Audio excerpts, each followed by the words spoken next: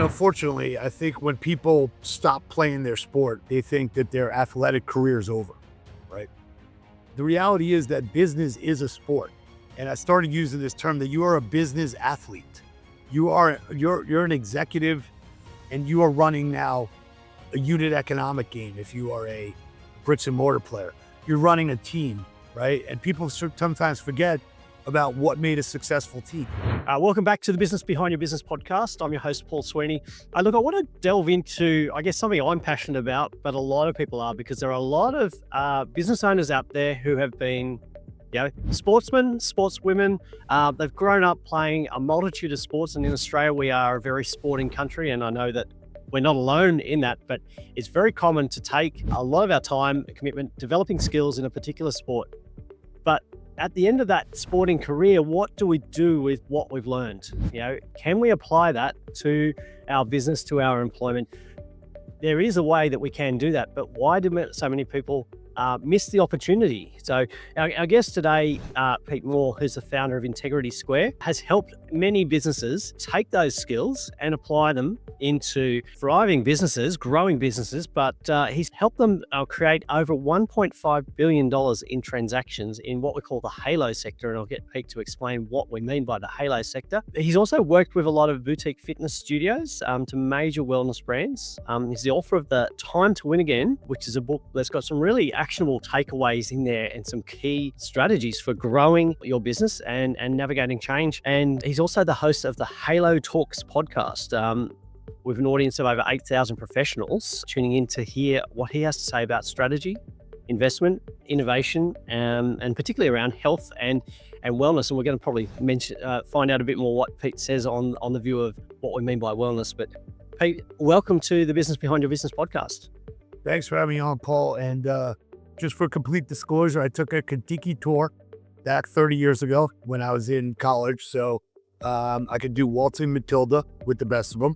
And I have a near and dear to my heart for all Aussies that I've traveled with in the past. And I hope to get down under at some point soon. So thanks for having me and for your audience to listen in here.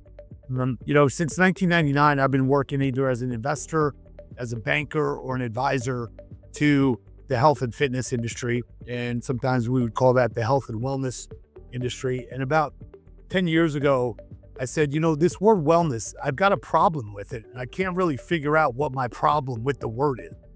So I Googled it and I found out that the word wellness was started by a doctor named Halbert Dunn at the Mayo Clinic back in the 1950s.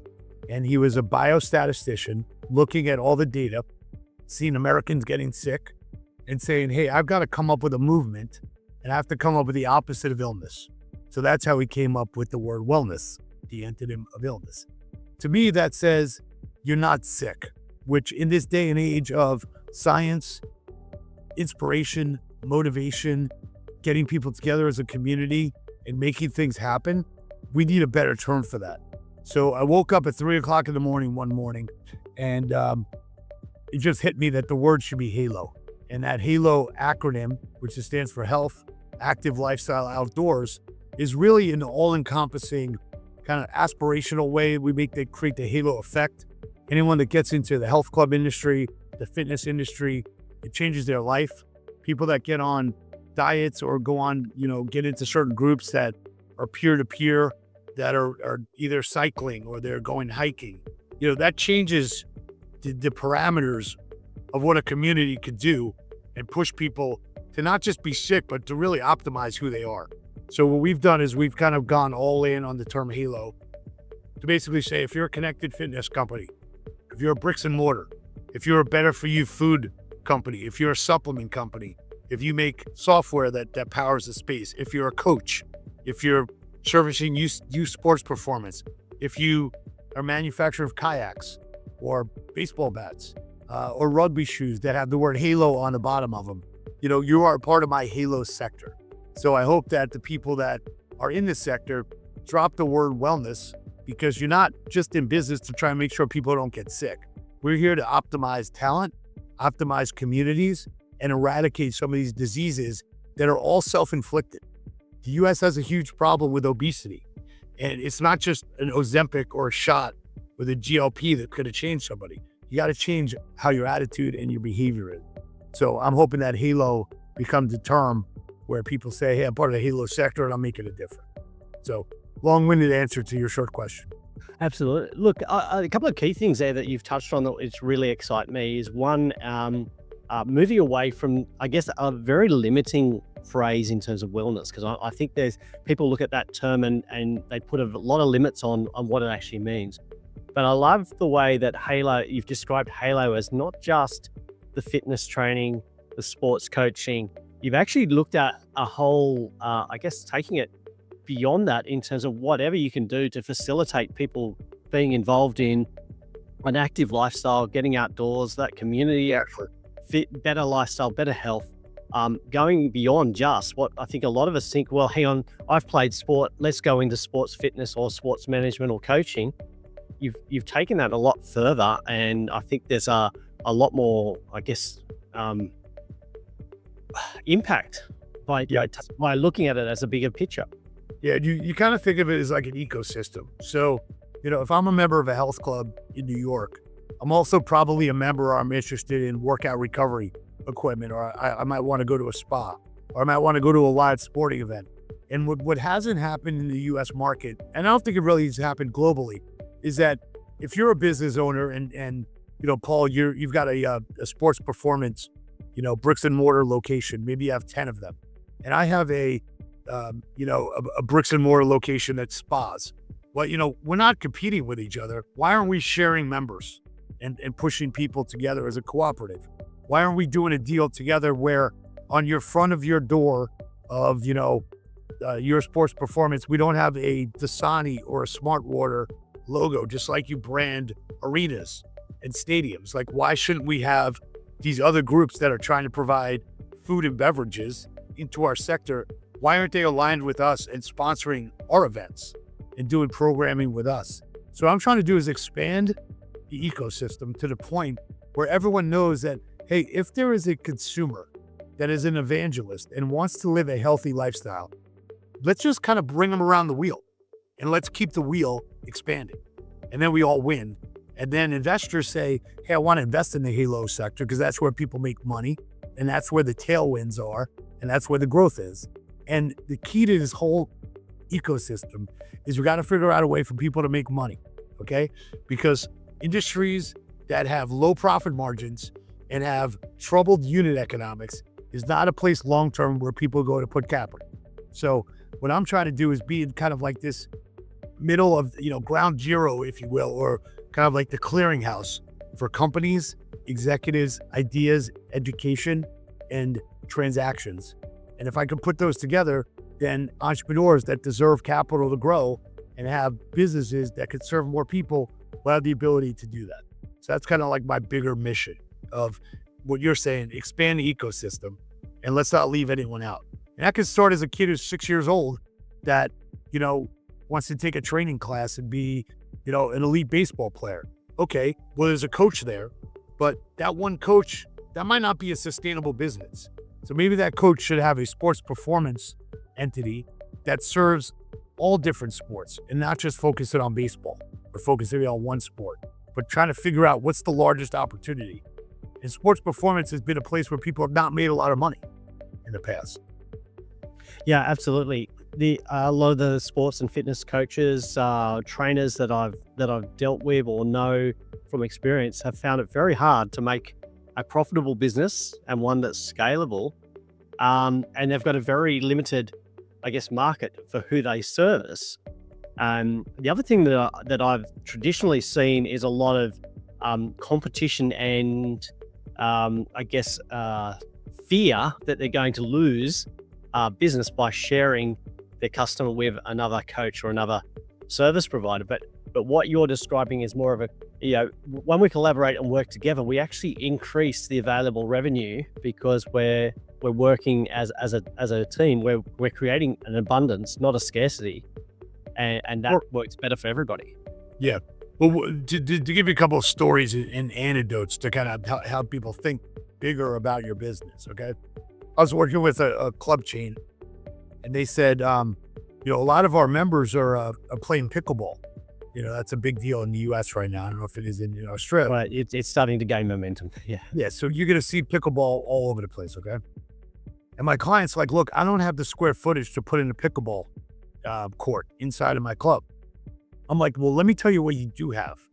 You have the ability to run group exercise programs to enhance somebody's pickleball game, okay, with stretching and conditioning and doing certain, workouts and developing certain muscles.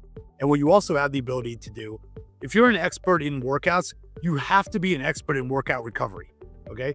So what I've done just there is I've created 2 classes per day times 7 days a week of 14 classes, 14 hours of programming, where it's pickleball, pre-workout, pre-game, and pickleball post-recovery, all right? And then what I do is I say, you know what? I don't need my own pickleball court because all these municipalities and cities and towns are building pickleball courts. But what I do need is I need 2 people to be the pickleball ambassadors that are in our club that run our pickleball club team, right? And if you come in and I ask you, hey, Paul, what are you looking to achieve? I'm looking to lose 20 pounds. I'm looking to play pickleball, daily. I want to be part of a social group. I want to make sure I don't get hurt, okay? You don't have to be a pickleball expert in exercise. You have to say, okay, I understand functional training. I understand lifting weights. I understand musculoskeletal MSK. So what I'm going to do is I'm going to develop a program for this baseline. And that baseline of pickleball is also the baseline for padel, which is also the baseline for tennis, which is also the baseline for other racket sports, right? So now I took my business as a coach to say, hey, I'm a pickleball expert. Well, maybe that's not big enough for the full day. But if I can say I'm an expert and authority on all racket sports, and I also have teams and cohorts and groups that you can become a part of, that's interesting. There's some guys in New York that set up a health club in New York called the Athletic Clubs. And instead of having you become a member of a health club, you guys are Australian, by the way, and they missed playing rugby. So what they did was you join a squad, okay? You don't join the club, because the club, we could go do workouts inside, outside at different locations, and they set up a squad. The mentality of that, as I'm joining a squad, is not me joining a physical location. I just built a relationship and joined a community. If I join a community, it's much harder to leave the community than it is to leave a physical location. So those are some of the things where you got to think about your business from a different direction in order to expand what you really could do for people. Look, Pete, I think we've talked about how a lot of people are engaged with sport and a lot of them develop skills and talents. Would it seem to be that a lot of people forget the skills and talents and that they've learnt from playing competitive sport when they transfer it to business? Because what you've just described is very similar to how you would approach at an elite level of the sport. But a lot of the owners that I've seen try to take their sporting skills and transfer that to a business seem to have forgotten all the skills they learnt on the sporting field.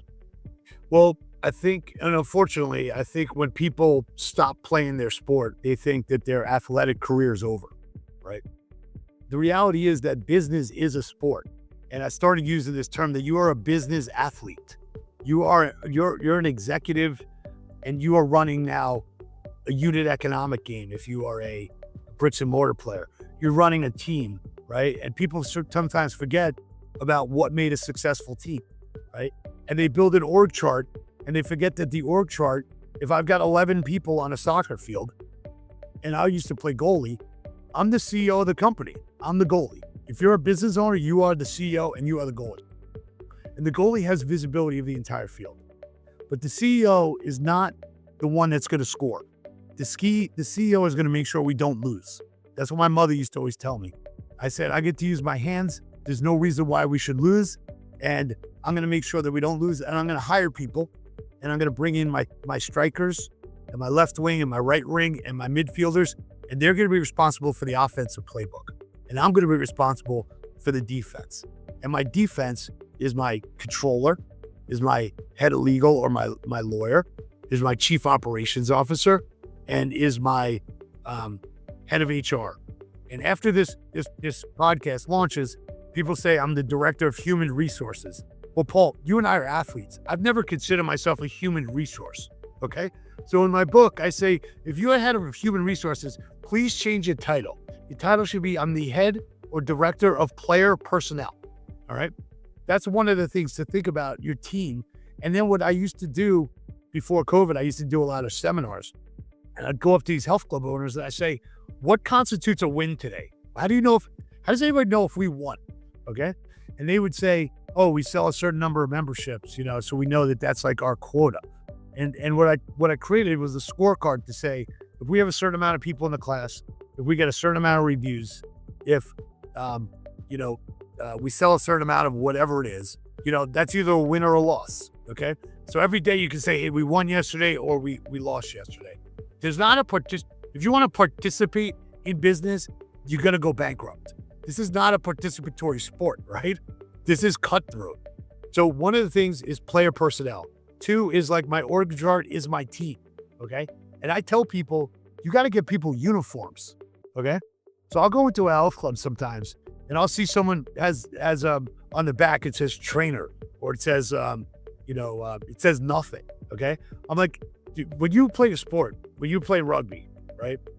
And you had a jersey, when you put that jersey on, how did you feel? How'd you feel? Yeah, yeah. You're part of a team. You know what your role is in that team because generally the number of the jersey represents what position you're playing. So you know your role and you're very switched into it. But you're also, I think the other thing is you know what other players' roles are in that team as well. Yeah, and what also you do is when somebody gives you that jersey, and I hire you, and I say you say you want to leave, you get fired or you're resigned or something. You know what I'm going to do? I'm taking your jersey back because you're not on my team anymore. So I told these Gold's Gyms, hey, get people football jerseys, put their name on the back, and then if they leave the club, charge them for the jersey or get it back from them, unembroider their name on the back and put the new guy's name on the back, their last name, right? And run a fitness studio as if it's like an extension of the sports team that they used to play on. And also, if you want to have a team, it might be a good idea to hire people that actually played on a team, right? If you want to, hire someone that looks like you want your brand to look, okay? You better be able to put a shirt on that makes somebody who comes in say, I want to be like that person. Like that woman's got her act together. And if you played Division 1 or Division 2 or Division 3 or a club team, in Australia, and you were there for 4 years, and you stayed on that team for 4 years, okay, I know a couple things. I know you got grit, right? I know people like you, right? You probably wouldn't be on the team. I know that you've got discipline, right? I know that you wake up in the morning and you get to team meetings on time, right? So I've already self-selected athletes to be part of my company, right? And athletes want to be athletes forever. I just went to a cycling class and I won today, and I feel like, hey, I'm still an athlete, okay? The other thing that I'll mention, and then we can move on, is that in every sport, people take timeouts, okay? And usually you take a timeout because something has gone wrong, something is about to go wrong, or there's an injury, okay? In business, no one takes timeouts, ever. I go to a health club operator, I'll say, hey, that locker room, like you should definitely change the tiles in there. You got to refurbish it. It's like, I'm thinking about doing that in January. Like, bro, it's June right now. Like, why don't you close the locker room? Let's fix it, right? Like you would in a game, and let's move on and make changes. They got a salesperson. The salesperson, they're not doing that well. Take a timeout, fix the script, rewrite the playbook, and take a timeout and fix something. Like people run their business and they let bad things happen, and then they don't want to change the software. Software's not working. You change the software in September, when it's a little lighter traffic. Change the software now. Take a timeout, okay? And then the last thing I would say is that when I used to play soccer and I used to play flag football, we knew everything about the other team. Everything, all right? But you're in business, and I go to operators and I say, who do you compete with? And they say, oh, I think there's a Snap Fitness down the block. I'm pretty sure there's an Equinox. I think there's a Fitness First here. What do you mean you think? Like, I want to know what the pricing is I want to know the type of people and athletes they have there. I want to know the results people get. I want to know what their rating is on Yelp or LinkedIn or what have you. I want to know every single thing I can about the competition because I want to beat them. And I got to figure out a playbook and a strategy to beat them. And I feel like a lot of people don't do the same work that you would do preparing for a game that you do preparing for business. A great example would be, if you and I were playing a rugby game, right? Would you and I show up 3 minutes before a Zoom call? How long, dude? We show up like an hour, 2 hours before. We'd get together, we'd stretch, we'd strategize, we'd figure out what we want to get out of it. We'd have a script set up. We'd have our shit together, man. We'd be like, yo, let's go do this call and let's go win the call. Let's go win the Zoom call, right? So a lot of people go into a Zoom call. We know what our objectives are here today is to get people to think like you're still an athlete, act like it. And don't go and have a 500 or 8-8 season. Go out and make the playoffs, get into the championship. And I think if more and more people believe that they are the owners of a sports team and your team is your business, you're going to be more successful because you're going to exert the same amount of energy and put that pressure on yourself. And then the last thing I'll say, do you watch tennis at all? Oh, yeah. Yeah. Not as much as I used to. I used to really enjoy, I guess, the competitive nature of it. But I know that, if you don't prepare for it, the tennis, you can't just walk onto the court and expect to be hitting winners all the time.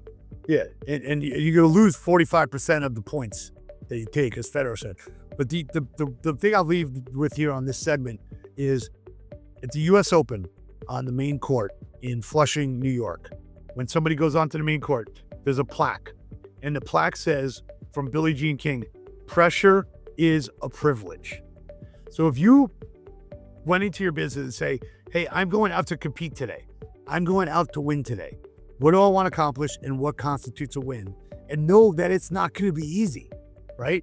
People sometimes take hits and they say, oh, I'm a victim. You're no victim, okay? You're going into a sport and someone's winning or losing. So you might as well try and win and gear up and play your best game. So that's how I think about it. That's great.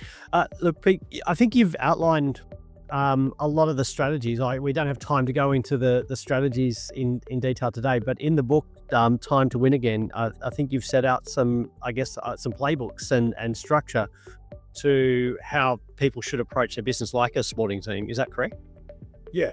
So the book basically was inspired by watching a documentary on ESPN of Michael Jordan and the Chicago Bulls and their dynasty.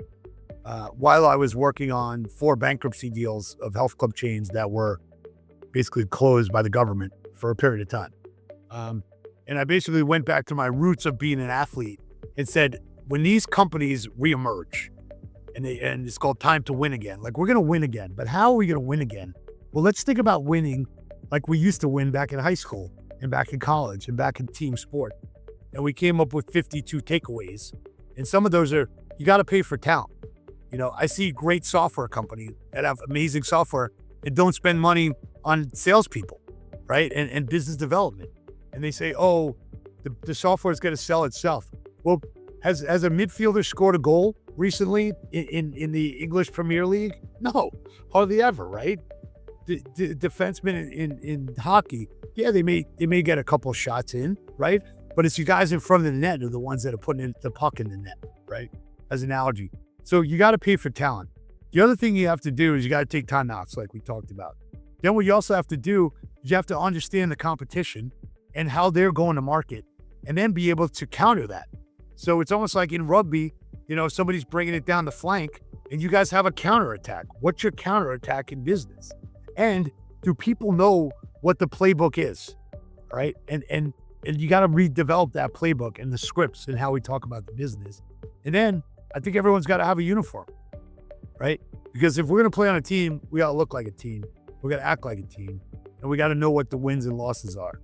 And then the last thing, and there are 52 of them, but you got to practice, my business, we spend 30 minutes every Monday, basically recapping what we're doing for the week and how the last week was, and kind of getting geared up. But if you think about a sports team that plays 3 hours on a Sunday, if we take American football, all right? 500 to 700 hours of people practicing and going through plays and going through sequences and reviewing the tape, and being in the locker room and coming up with different schemes.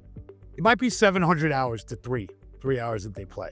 Imagine you took all day Monday and say, like, we're closed on Monday, not because it's a Chinese restaurant in New York, but because we're practicing and we're going to figure out what we're going to do this week. That would be radical, but it might not be a terrible idea because you'd have the best team on the planet.